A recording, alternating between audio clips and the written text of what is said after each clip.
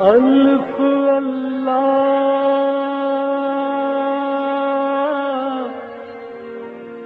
چمبے دل بوٹی میرے من وچ مرشد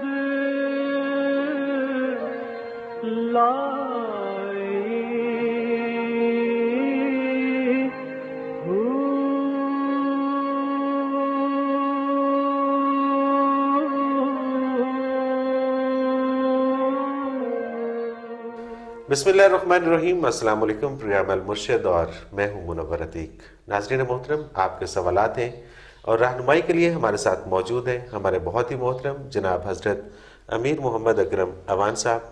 آپ سلسلہ نقشبندیہ اویسیہ کے شیخ ہیں، مترجم قرآن ہیں، مفکر قرآن ہیں، شاعر ہیں، ادیب ہیں، بہت سے حوالے ہیں آپ کے تعارف کے۔ حضرت جی بہت شکریہ، آپ نے وقت دیا۔ آج بھی ہمارے پاس بہت سارے سوالات ہیں حسب معمول۔ تہمینہ قربان کا پہلا سوال شامل کرتے ہیں، پشاور سے ہیں۔ یہ کہتی ہیں کہ اگر روح اصل انسان ہے تو اس کی ضروریات غذا اور لباس کیا ہے، اس کی شکل کیسی ہے، اور یہ بھی کہ اس کی ضروریات کو کیسے پورا کیا جا سکتا ہے؟ الحمدللہ رب العالمین، والصلاة والسلام علی حبیبہ محمد وآلہ وصحبہ اجمعین۔ اعوذ باللہ من الشیطان الرجیم، بسم اللہ الرحمن الرحیم۔ یہ حق ہے کہ علماء حق نے یہی لکھا ہے کہ جب الانسان بولا جائے گا تو مراد روح ہوگی۔ صحیح۔ حقیقی انسان جو ہے وہ روح ہے، اور بدن اس کا ایک آلہ ہے جو دنیا میں رہنے بسر کرنے کے لیے، دنیا کے استعمال کے لیے اسے عطا کیا گیا، کیونکہ مجرد روح مادی کام نہیں کر سکتا۔ ٹھیک۔ ہر شخص کی روح کا حلیہ یا چہرہ مورا یا قد کاٹ یا لباس تک بھی ویسا ہی ہوتا ہے جیسا اس شخص کا ظاہراً ہے۔ صحیح صحیح۔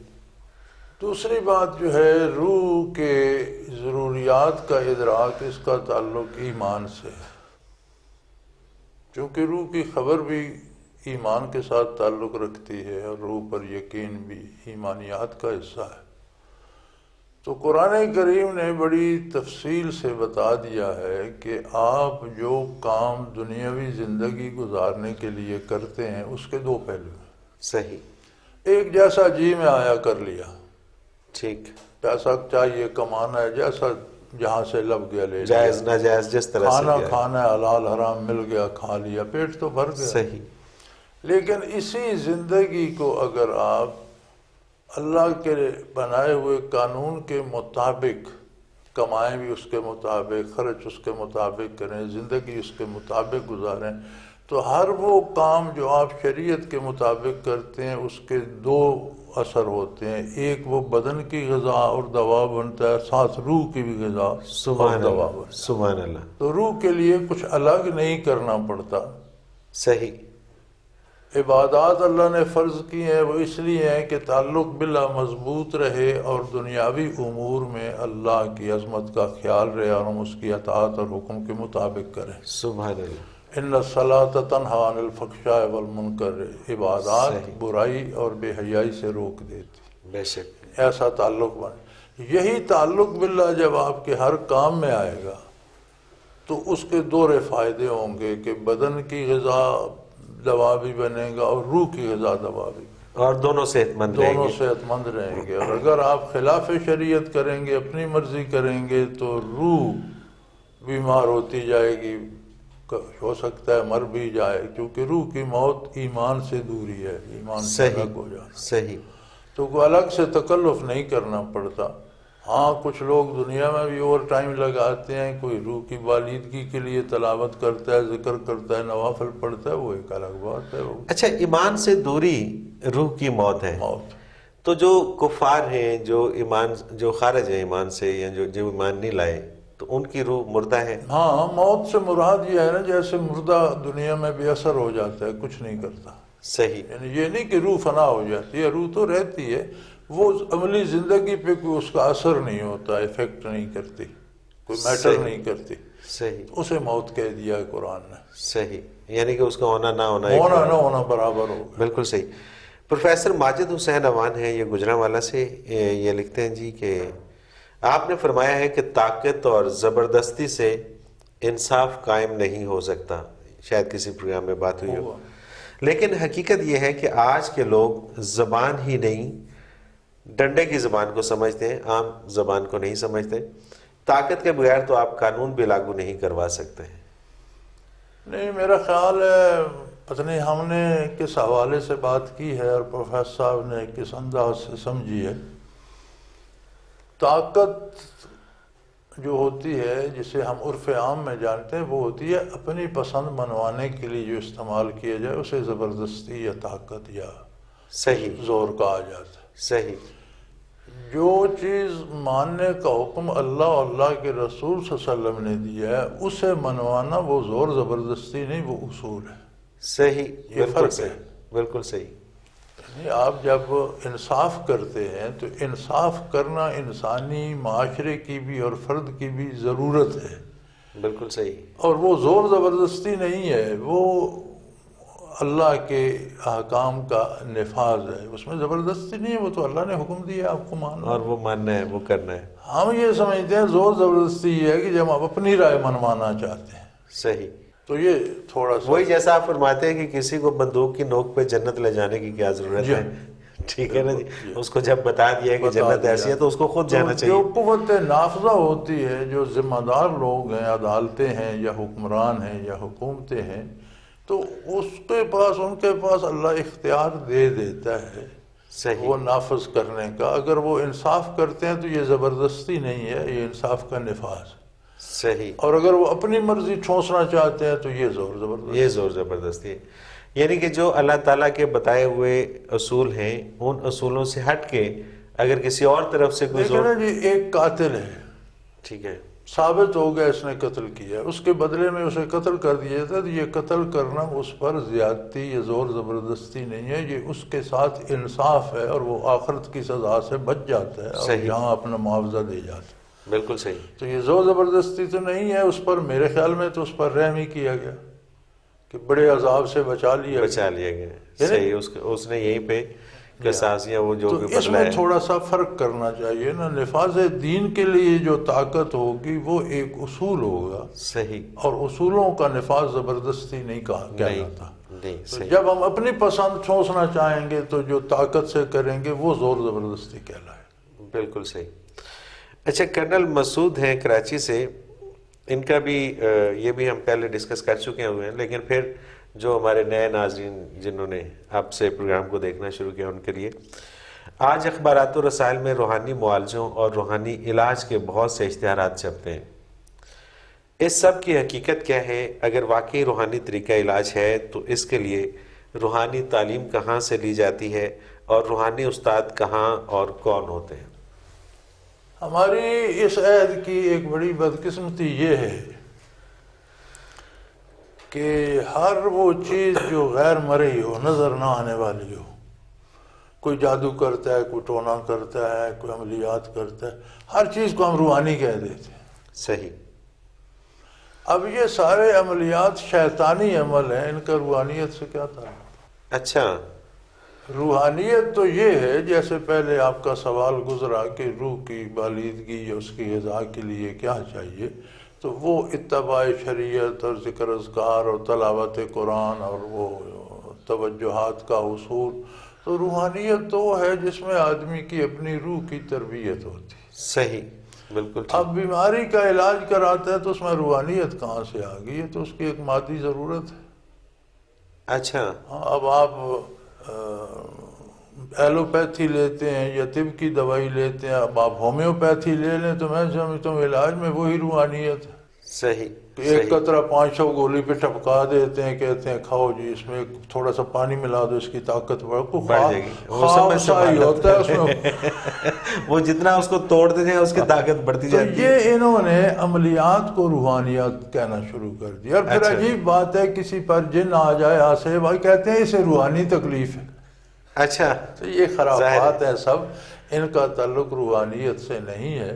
یہ ایک رواج ہو گیا کہ جو چیز آپ کو نظر نہیں آتی اسے آپ روحانی کہہ دیں. صحیح. یہ عملیات اکثر ان میں شیطان کا عمل دخل ہوتا ہے، جنات کا ہوتا ہے، غلط اعمال کرتے ہیں، غلط الفاظ پڑھتے ہیں اور غلط طریقے استعمال کرتے ہیں. تو یہ سب روحانیت نہیں ہے، یہ تو روحانیت پر ظلم ہے، یہ شیطانیت ہے. اچھا، روحانی چونکہ علاج تو بدن کا کرنا ہے، ظاہر ہے تکلیف تو آج کا لوگ وہ جیسا کہ آپ پہلے فرما رہے ہیں کہ روحانی علاج تو کوئی کرواتا ہی نہیں ہے کہ میری روح ٹھیک ہو جائے. لوگ تو کہتے ہیں میرا بدن ٹھیک ہو جائے.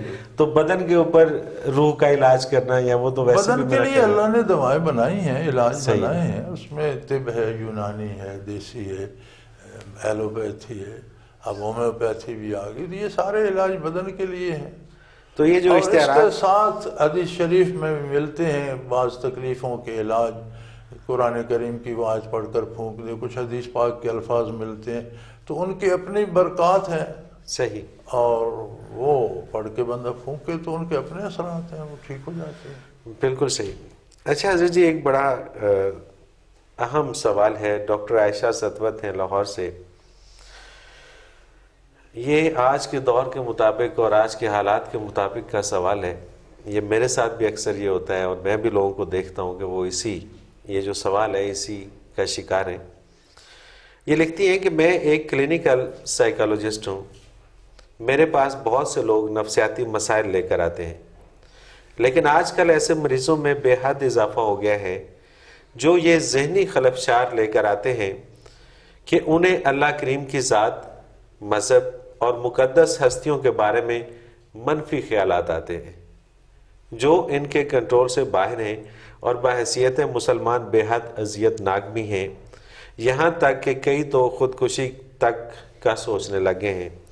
براہ کرم اس خوفناک صورتحال کی وجہ اور علاج بیان فرما دیجیے.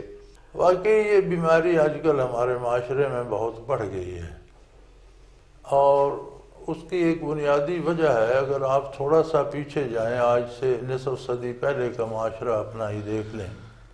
صحیح. جب یہ کمپیوٹر اور یہ موبائل اور یہ ٹی وی وغیرہ نہیں تھے تو شاید آپ کو لاہور بھی ایک دیہاتی سا شہر لگے. بالکل ایسے ہی ہے. لگی بدی زندگی لوگوں کی، صبح اٹھے کام پہ جانا ہے، آئے آرام کرنا ہے، جی شام کو سیر کرنی ہے، دوستوں سے ملنا ہے، فلاں ہوٹل پہ چائے پینی ہے، کافی ہے، اس پہ گپ شپ لگانی ہے اور ختم. بالکل ایسے ہی ہے. ہر انسان جو ہے اسے قدرت کی طرف سے دو طرح کی حسیات عطا ہوئی ہیں. ایک مادی ہیں، فزیکل سٹرکچر جو ہے، گرمی، سردی، دھوپ، چھاؤں، کسی نے تھپڑ مار دیا، گالی دے دی، تو وہ ایک فزیکل ہے. ایک ہے اسپرچول، اندر کا انسان جو ہے اس کی جو فیلنگز ہیں وہ کیا کرتا ہے، اس کے دل پہ کیا بیتتی ہے، اس کی روح پہ کیا بیتتی ہے. تو جب معاشرہ سادہ تھا اور معاشرے میں نیکی تھی تو سکون تھا اور یہ خیالات نہیں آتے تھے. بالکل صحیح. اب جب سے یہ دور میڈیا کی یہ روشنی پھیلی، اخبارات چھپنے شروع ہوئے اور پھر وہ اخبارات سے بات ٹی وی تک گئی اور اب تو ہر موبائل میں وہ پورا آپ کا میڈیا آ گیا ہے اور سارا کچھ. تو اس میں چونکہ زیادہ چیزیں جو ہیں وہ خلاف شریعت ہیں.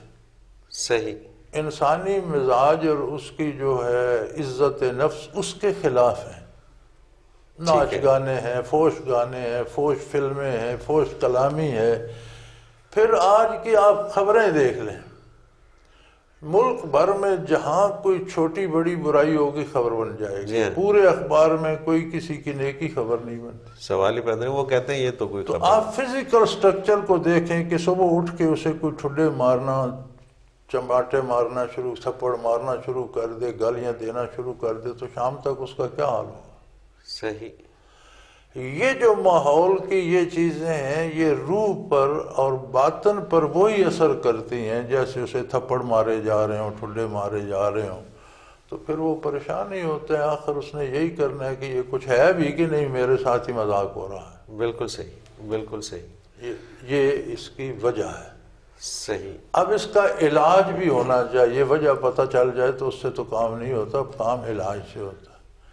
علاج جو ہے وہ قرآن کریم نے اور سنت نبوی اور آپ کے کردار نے بھی اور آپ کی تاکید نے بھی یہ کیا ہے کہ شریعت پر عمل کرو، اس کے علاوہ اپنا وقت اللہ کے نام کے ذکر میں گزارو، کثرت سے اللہ کا ذکر کرو، تاکہ تمہارے اندر ایک ایسی طاقت ہو۔ آپ دیکھتے ہیں کہ ایک بندے کو آپ تھپڑ مارتے ہیں وہ 3 دفعہ گرتا ہے، دوسرے کو آپ مارنا چاہتے ہیں وہ دور سے آپ کا ہاتھ پکڑ لیتا ہے، بالکل اس میں طاقت ہے دفاع کی، آپ نہیں مار سکتے۔ بالکل صحیح۔ وہ کمزور تھا، آپ نے تھپڑ مارا، وہ 2 دفعہ گرا، حالانکہ آپ نے گرانے کی نیت سے نہیں مارا تھا، لیکن تو اگر آپ کا انر اسپرچول روحانیت، آپ کی روح مضبوط ہوگی ذکر الہی سے، حلال کھانے سے، شریعت پر عمل کرنے سے، تو یہ چیزیں آٹومیٹکلی وہ رد کرتی رہے گی، کچھ بھی نہیں ہوگا۔ اب یہ جو لوگ پریشان ہو کر آتے ہیں، ڈاکٹر صاحب اگر انہیں ذکر الہی پہ لگا دیں صحیح، اور یہ اللہ اللہ شروع کر دیں اور ساتھ اپنا کو پاک رہنا، نماز بر وقت پڑھنا، حلال کھانا شروع کر دیں،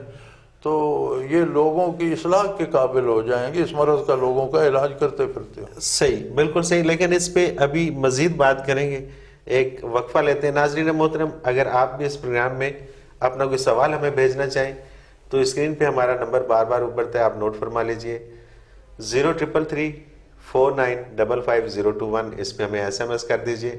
اور اسی طرح سے آج سے ہمارا جو ای میل ایڈریس ہے وہ چینج ہو گیا، آپ ہمیں اگر میل کرنا چاہیں تو questions@almurshid.tv، اس کے اوپر آپ ہمیں اپنا ای میل ہمیں بھیج سکتے ہیں، اپنی میل، ہم آپ کا سوال اس پروگرام میں شامل کریں گے۔ ایک مختصر سا کمرشل بریک، اس کے بعد حاضر ہوتے ہیں، ہمارے ساتھ رہیے گا۔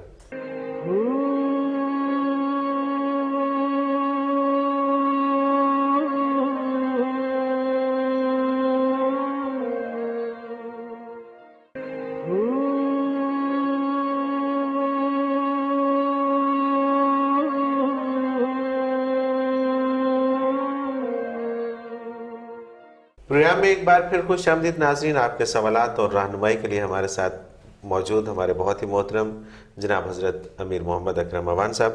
حضرت جی، وقفے سے پہلے ایک سوال بڑا جو آج کی ضرورت بھی ہے، اس کا کوئی نہ کوئی حل نکلنا چاہیے، اسی سے میں لنک کروں گا ایک سوال کو کہ لوگ جس طرف عائشہ ستوت نے اشارہ کیا ہے، ایک تو یہ بات ہے کہ لوگوں کو یہ وہم و گمان ہونا شروع ہو گئے ہیں کہ یار پتہ نہیں یہ سچ ہے بھی کہ نہیں ہے۔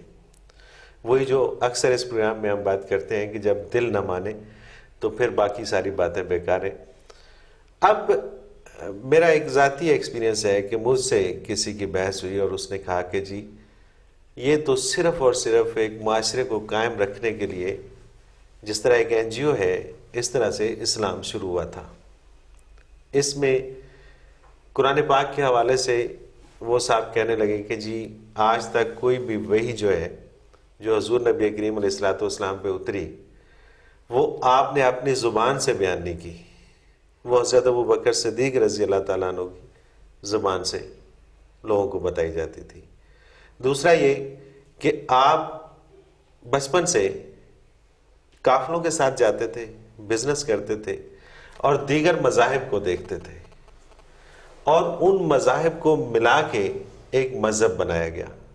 یہ وہ چیزیں ہیں جو شاید کسی پروگرام میں کسی دوسرے پروگرام میں نہ ڈسکس ہو سکیں۔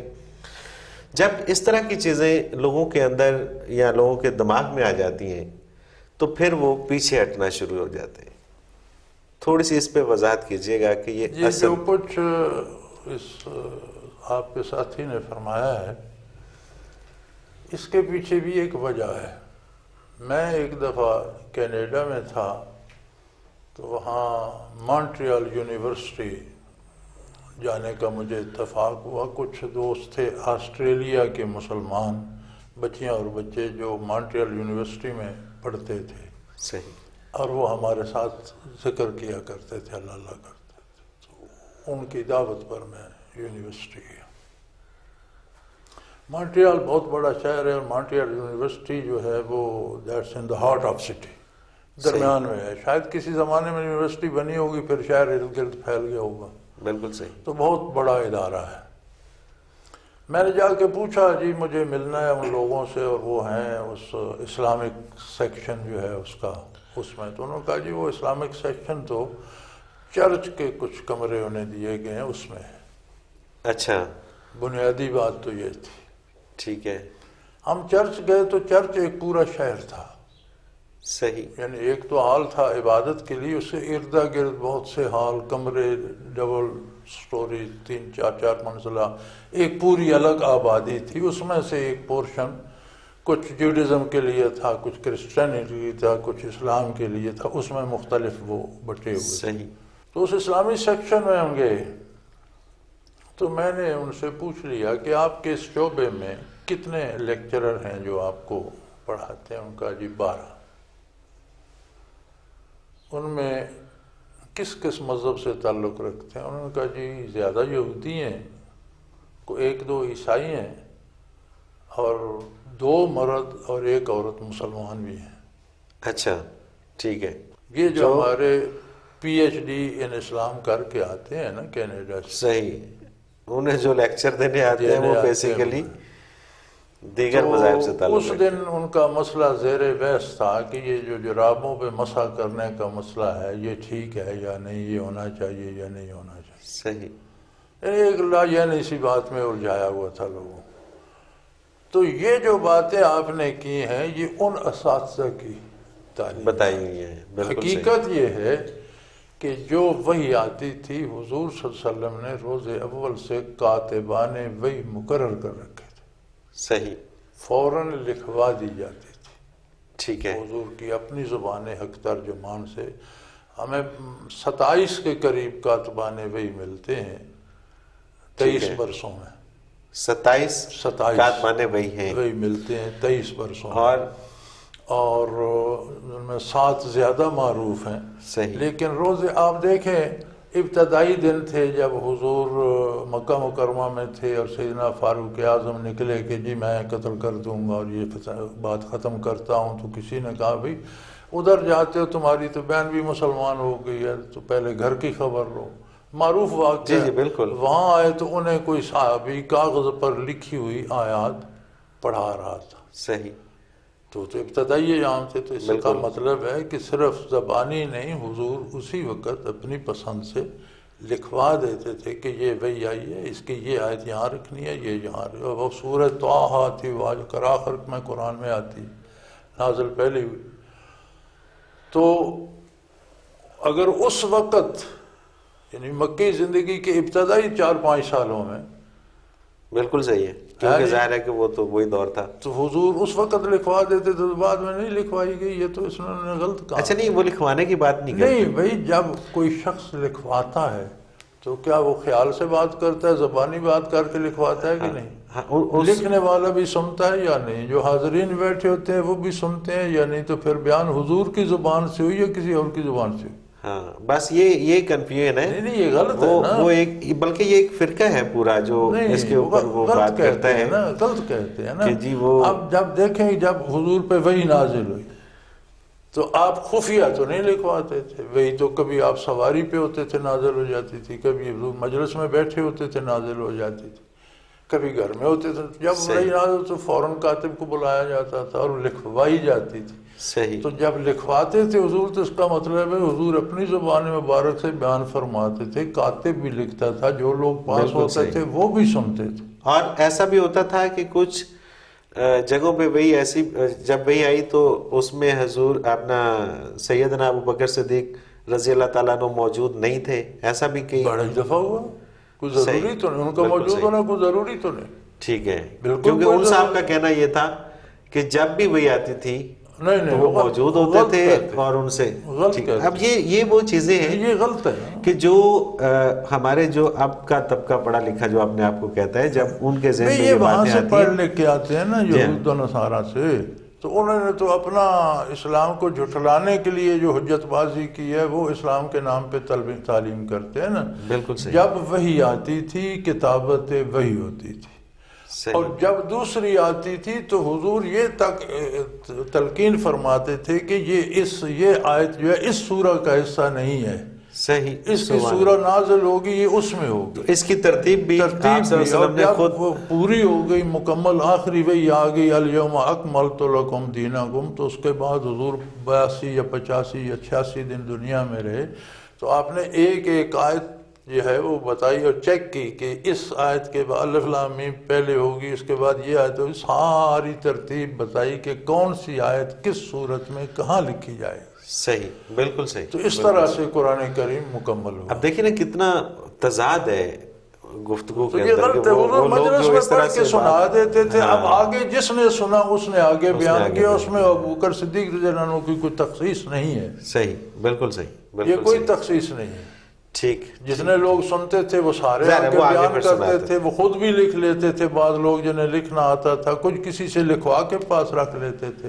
بالکل صحیح. اور پھر ایک رعایت تھی حضور کے زمانے میں کہ اہل مدینہ کو، چونکہ اہل مدینہ اور ان کی گرد و نواح کی بستیوں میں لوگوں کے لہجے مختلف تھے.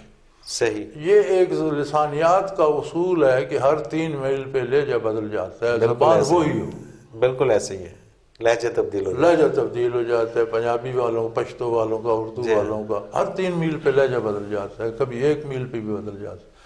تو حضور کے زمانے میں یہ رعایت تھی کہ مدینہ اور گرد و نواح کے لوگ قرآن اپنے لہجے پہ بھی پڑھ سکتے. صحیح.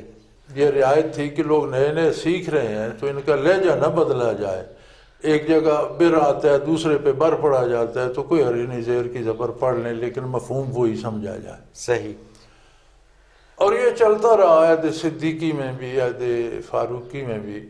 حضرت عثمان رضی اللہ عنہ کے زمانے عہد فاروقی میں بہت پھیلا ہوا 26-27 لاکھ مربع میل علاقہ فتح ہوا. جزیرہ نما عرب 9 لاکھ مربع میل پہلے سے تھا. تو بین الاقوامی طور پر پھیلنے لگا. تو عہد عثمانی میں صحابہ کرام خال خانوں کا بھئی لوگ جا رہے ہیں تو قرآن کو اب ایک لہجے پہ جمع کیا جائے. اب یہ رعایت نہ دی جائے کیونکہ حضور کے زمانے میں تو عرب میں قرآن تھا تو عرب کے مختلف لہجے. اب دنیا میں چلا گیا تو کہیں ایک لہجہ جائے گا کہیں دوسرا جائے گا. تو اسے تو وہ لہجے جو ہیں سارے ختم کر کے جو لہجہ حضور اکرم صلی اللہ علیہ وسلم کا تھا اس پر قرآن کو جمع کیا. سبحان اللہ، سبحان اللہ. اور پھر یہ شاید مد زیر زبر یہ جو کہتے ہیں نا وہ جمع ہی حضور عثمان رضی اللہ عنہ کے زمانے میں، یہ غلط کہتے ہیں. جمع تو اصل میں یہی چیزیں نا جو اب ہم پیدا کرتی نہیں، ہیں. جمع تو حضور کے زمانے میں ہوا جب صحیح. پہلی وہی سے لکھائی شروع ہو گئی تو جمع کیسے نہیں جمع ہوا؟ کیسے نہیں ہوا؟ وہ حضرت عثمان کے زمانے میں باقی لہجے ختم کر دیے گئے اور ایک لہجہ جو بین الاقوامی ہو اور وہ ہو جو حضور استعمال فرماتے ہیں. بالکل صحیح. تو اب ہمارے پاس جو قرآن ہے وہ اس لہجے پہ ہے. اور یہ پھر بڑی دیر تک چلتا رہا بغیر زیر و زبر کے، حتیٰ کہ ولید بن عبد الملک کے زمانے میں حجاج بن یوسف نے کہا کہ بھئی یہ جو اجمی ہیں، عرب کے باہر کے لوگ ہیں، عرب تو زیر زبر اپنی اس میں پڑھ لیتے ہیں بغیر لکھے ہوئے، جیسے ہم اردو پڑھتے ہیں تو ہمیں زیر پیش کی ضرورت پیش نہیں آتی. لیکن غیر عرب جب پڑھیں گے تو وہ غلط پڑھیں گے. اس نے پھر اعراب لگوائے. صحیح. اور یہ زیر زبر جزم اور یہ اس پہ مد ہے، یہ ہے، اس پہ شد ہے، یہ ساری بالکل صحیح. یعنی کہ حجاج بن یوسف نے لگوائے. یعنی کہ لکھا تو حضور نبی کریم علیہ الصلوۃ جو وہی والسلام نازل جیسے ہوتی وہی تھی آتی تھی ویسے لکھی اسی جاتی وقت لکھی جاتی تھی. اب دیکھیے نا اتنا بڑا ابہام ہے کہ جب لوگوں کو پھر یہی سے موقع یہی ملتے تو ہیں. کام تھا کاتبان وحی کا، ورنہ کاتبان وحی کس لیے؟ بالکل صحیح ہے، بالکل صحیح ہے. اب یہ ابہام جب لوگوں کے ذہن میں آتے ہیں، لوگوں پھر ایسے لوگوں کو موقع ملتا ہے کہ وہ آ کے پڑھتے یہود نصارہ سے ہیں تو وہ اس طرح کی وہ جو ان کی اپنی اختراع ہے وہ اس میں ڈال دیتے ہیں. ایک اور سوال ہے ڈاکٹر عائشہ ستوت کا، یہ کہتی ہیں کہ آج کے اس دور میں ہر شخص جلدی میں ہے کہ پہلے اس کا کام ہو جائے اور بے حد فرسٹریٹڈ ہے کہ اس کی مرضی کے مطابق سب کچھ کیوں نہیں ہو رہا، اس کی ہی کیوں نہیں سنی جاتی. اسلام کے نقطہ نظر سے اس مسئلے کا حل کیا ہے؟ یعنی کہ ہر شخص یہ کہتا ہے کہ میری مرضی کے مطابق ہی کام ہو، اور اگر میری مرضی کے مطابق نہیں ہو رہا تو کیوں نہیں ہو رہا؟ جو اصل ہے وہ ہے اللہ سے آشنائی. صحیح. ورنہ زندگی تو ہر کوئی گزار رہا تھا. ایک ہستی جو ہماری خالق ہے، جو ہماری مالک ہے، جو ہماری رازق ہے، جو ہمارے بھلے برے کا دھیان رکھتی ہے. اب اگر اس پہ اعتماد ہوگا تو ہم اس کا حکم ہے کہ بیٹھ نہ رہو، اسباب تمہیں اختیار کر رہے ہیں، نتائج میں نے پیدا کر. سبحان اللہ. نتائج پہ تمہارا اختیار نہیں. اب جب نتائج اس نے پیدا کرنے ہیں تو ہم غلط اسباب کیوں اختیار کریں بھائی؟ ہم غلط بھی کریں گے صحیح بھی کریں گے تو نتیجہ تو وہی ہوگا جو اس نے پیدا کرنا. بالکل صحیح. تو ہم غلط کر کے مجرم کیوں بنے؟ کیا بات ہے، کیا آدمی کی بنیادی طور پر اصلاح ہو جائے گی کہ وہ وسائل اختیار کروں جو جائز ہیں. بالکل صحیح. جب یہاں آئے گا تو اسے پتہ ہوگا کہ جو مجھ سے پہلے کھڑا ہے اس کا حق پہلے ہے. صحیح، بالکل صحیح. میں جس نمبر پہ آیا ہوں یہاں میرا حق بنتا ہے، یہ نہیں؟ بالکل صحیح. اور جب اسے یہ یقین ہوگا کہ نتیجہ تو اس کی طرف سے ہے تو جتنی بھی محنت کرے گا اگر نتیجہ اس کے خلاف آتا ہے تو وہ مایوس نہیں ہوگا. وہ کہے گا یہ تو اللہ کی مرضی، یہ تو ایسا ہی ہونا تھا، مجھے اپنی محنت کا صلہ اللہ کریم ضرور دے گا. یعنی میں نے جو محنت کی ہے وہ ضائع نہیں جائے گی. بے شک. تو بیسیکلی یہ چیزیں تعلق رکھتی ہیں ایمان کے ساتھ. لیکن اس دور کی ایک مصیبت یہ ہے کہ یہ پائی غیر مسلموں میں جاتی ہیں، اقوام مغرب میں پائی جاتی ہیں، اسلام کو نہ ماننے والوں میں پائی جاتی ہیں. تو اس کا راز یہ ہے کہ جب اسلام مدینہ میں پھیل رہا تھا، پھر عرب میں پھیلا، پھر جب دنیا میں پھیلنا شروع ہوا تو اس وقت جب جزیرہ نما عرب اسلامی ریاست بن چکی تھی، امریکہ was the wild wild west. اور یہ قبروں سے تابوت نکال کر، مردہ نکال کر پھینک دیتے اور اپنا سامان تابوت میں رکھ کے اسے رسی ڈال کندھے پہ رکھ کے کھینچ رہے ہوتے تھے. صحیح، اس طرح کی قوم تھی. ہے نہیں؟ اور جسے جی چاہتا تھا، جس کو جی چاہتا تھا قتل کر دیتا تھا، گھوڑے پہ بٹھا کر درخت کے ساتھ پھانسی لگا دیا، گھوڑا بگا دیا. یہ آپ کو جگہ جگہ پہ ان کی پرانی فلمیں وہ خود آج بھی دکھاتے. یورپ کو دکے مین کہتے ہیں. یہ غاروں میں، جھونپڑیوں میں، گھاس پھوس کی جھونپڑیاں بنا کر رہتے تھے، کیوز میں رہتے تھے، مکان بنانا نہیں آتا. صحیح.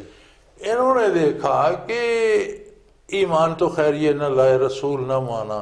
یہی نظریہ انہوں نے پیش کیا کہ مختلف مذاہب کا مطالعہ کیا. کس مذہب میں اللہ کی شان اس صفائی ستھرائی کے ساتھ ہے کہ حضور نے مطالعہ کر دیا؟ ہاں، کسی میں نہیں ملتی، کسی میں نہیں ملتی. یعنی بنیاد ہی جو ہے جی ہاں. عیسائیت میں تثلیث ہے، یہودیت میں حضرت عزیر اللہ کے بیٹے ہیں، خدا بال بچے دار ہے. تو یہ توحید حضور نے کہاں سے لی، کس مذہب سے لی؟ بالکل صحیح، بالکل صحیح. یہ تو خرافات ہیں جمع کی ہوئی.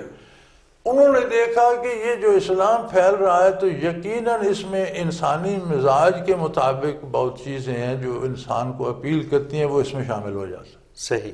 چنانچہ انہوں نے اخلاقیات میں، کاروبار میں، سچ بولنے میں، پورا تولنے میں، یہ جو چیزیں تھیں یہ انہوں نے سلیکٹ کی اور اسلام سے لے کر وہ مہذب دنیا بنا. بالکل صحیح. اب ہر کام کے دو نتیجے ہیں.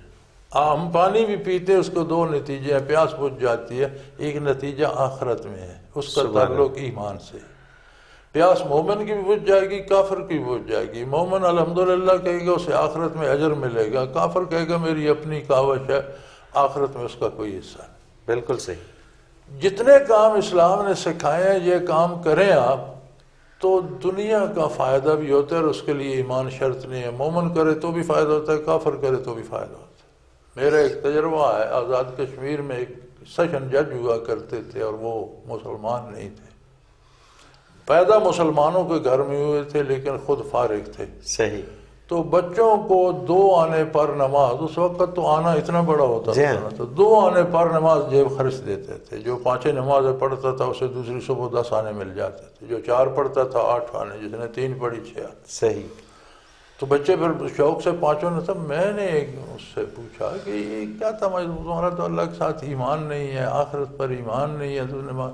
وہ کہہ رہا میں نماز اس لیے نہیں پڑھاتا بچوں سے کہ یہ ان کی روحانی تربیت ہو رہی ہے، اس میں ایکسرسائز ایسی ہے کہ اور کہیں نہیں ملتی. بتائیے. یعنی پاؤں کی انگلیوں اور ہاتھ سے لے کر گھٹنوں، کولے، کمر، گردن، ساری تو یہ بچوں کی ایکسرسائز ہونی چاہیے. اب دیکھیں جو بندہ خلوص سے نماز پڑھتا ہے اللہ کی رضا کے لیے، ایکسرسائز اس کی بھی ہوتی ہے.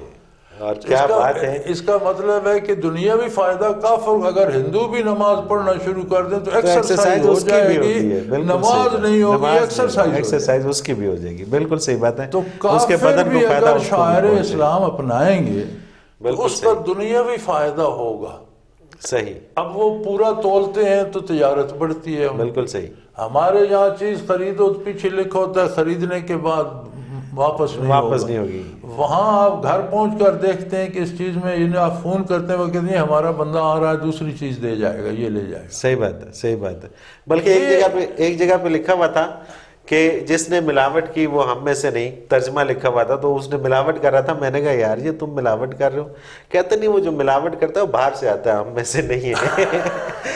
حسن جی اس کے ساتھ ہی پروگرام کا وقت اپنے اختتام کو پہنچا. جیسے ہی مزہ آنے لگتا ہے پروگرام کا تو وقت ختم ہو جاتا ہے. ناظرین محترم اگر آپ بھی اپنا کوئی سوال ہمیں بھیجنا چاہیں تو اسکرین پہ ہمارا نمبر بار بار ابھرتا ہے، نوٹ فرما لیجئے 033349555021. اور اسی طرح سے اگر ہمیں آپ میل کرنا چاہیں تو میل ایڈریس نوٹ کر لیجئے questions@almurshid.tv. اس کے ساتھ ہی منور عتیق کو اجازت دیجیے. اللہ حافظ.